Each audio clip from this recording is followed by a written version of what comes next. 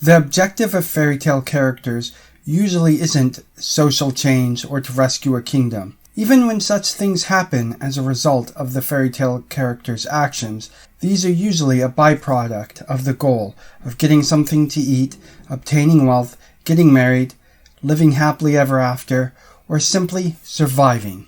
Or else doing something silly, like discovering what fear is, although occasionally they might be rescuing a single person they know. Fairy tales are survival stories with hope. They communicate the need to be opportunistic, to be selfish, so we can survive. The goal to survive can manifest itself in very simple ways, for there are stories where their character simply wants to find a lost cow or chicken, and ends up facing off against a troll to do it. Food, its presence or its absence, shapes the world of fairy tales in profound ways. It is not at all uncommon for a peasant hero faced with 3 wishes to ask first for a plate of meat and potatoes, or to be so distracted by hunger that he yearns for a loud sausage while contemplating the limitless possibilities before him. Fairy tales are, after all, the stories of peasants. As such, their heroes typically are a part of a hardscrabble and desperate world. A common theme in fairy tales, then, is for a young person to leave their home because their parents can no longer afford to feed them. They must then find wealth or starve to death. Or else the character finds themselves in some similar situation where they have to achieve through hard work and kindness in order to survive.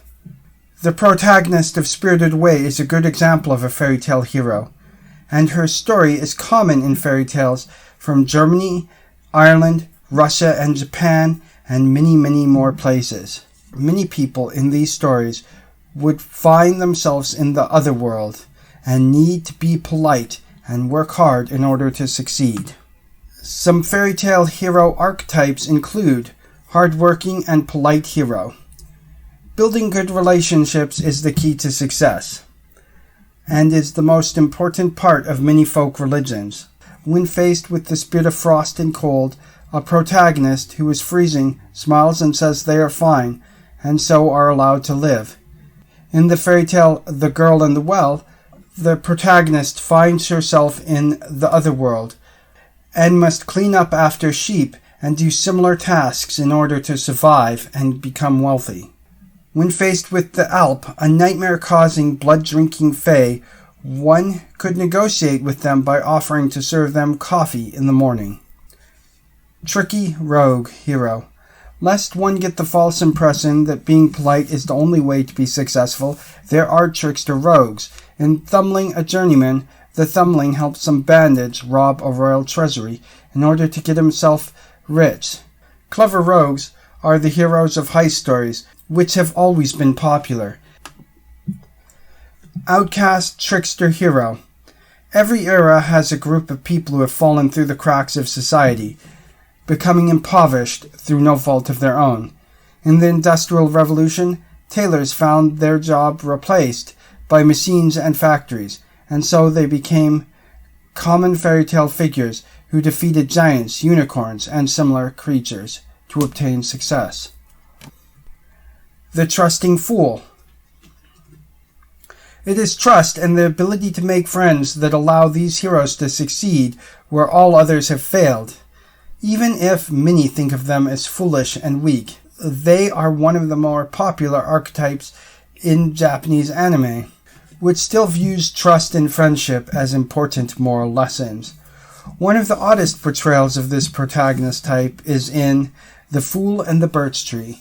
In this story, the protagonist trusts a birch tree which he believes is talking to him, and so he sells the tree his cow, but later discovers money because of this. Jack from Jack and the Beanstalk starts out as a trusting fool when he trades his cow for some magic beans.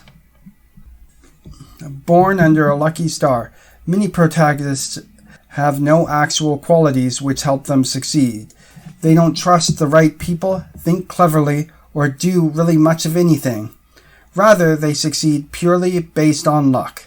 Cinderella, for example, may have been hardworking, but doing so got her nowhere close to her goal. She was lucky that the fairy was looking after her. The selfish hero. Although fairly rare in fairy tales, there are some examples of heroes who are just purely selfish. The princess in The Frog Prince refuses to keep her promise to the frog and ultimately sets him free by trying to kill him. She was terribly angry and took him up and threw him with all her might against the wall. "Now will you be quiet, odious frog," she said. But when he fell down, he was no frog, but a king's son, with kind and beautiful eyes. This story is probably quite a bit different than most of you have ever heard. We also see the selfish hero character in The Mariel and the Lime Tree, in which a man threatens to kill a tree spirit if it doesn't make him rich.